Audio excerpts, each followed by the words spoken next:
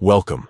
If you want to keep your Gmail incoming call notifications private and hide the content on your lock screen, you're in the right place.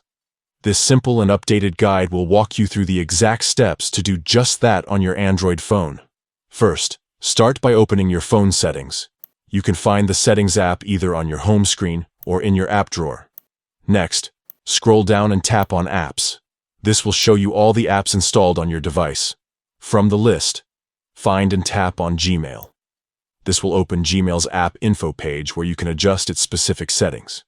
Now, tap on Notifications. This section controls how and when you receive notifications from Gmail. Look for notification categories and tap on it. This will open detailed categories of Gmail notifications. Among these categories, locate and tap Incoming Call. This is where you control settings for Gmail's incoming call notifications. Finally, tap on Lock Screen, and from the options, choose Hide Content. This will ensure that when you get a Gmail call notification, the content will not be visible on your phone's locked screen, protecting your privacy. And that's it.